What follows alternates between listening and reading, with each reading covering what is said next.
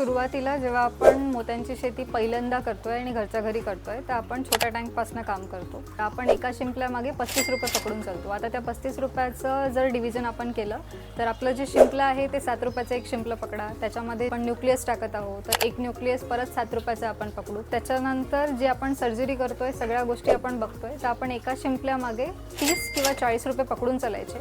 आता जर तुम्ही 100 शिंपले करून राहिलेले आहात तर 100 शिंपल्यामागे जर तुमचा खर्च आहे तो 3000चा खर्च येईल.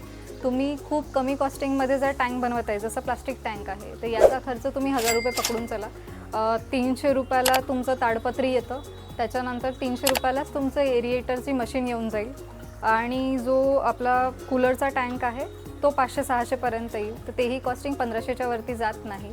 म्हणजे इन टोटल जर आपण करायला गेलं तर 5,500-6 हजारामध्ये हा खर्च कंप्लीट होऊन राहिलेला आहे.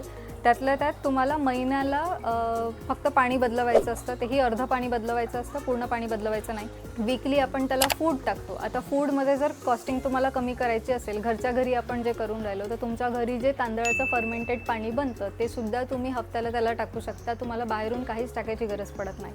आपला जो पूर्ण सेटअप आहे तो 5-5.5 हजारापर्यंत कंप्लीट होतो. त्याच्यावरती जे आपण उत्पादन घेऊन राहिलेलो आहे म्हणजे आपण 100 शिंपले जर पकडले, 100 शिंपल्यांमधले 20 शिंपले जरी मेले तर आपल्याकडे 80% जो शिंपले उरत आहेत. जर तुम्ही डिझायनर मोती बनवत आहात तर डिझायनर मोत्यांमध्ये असं आहे एका शिंपल्यामध्ये तुम्हाला 2 मोती मिळतील. म्हणजे एका शिंपल्याचं जर कॉस्टिंग तुम्ही 200-300 रुपये जरी पकडलं तरी तुमचं जे उत्पादन नंतर निघून राहिलेलं आहे ते जवळपास 10,000च्या जवळपास तुम्हाला मिळतं.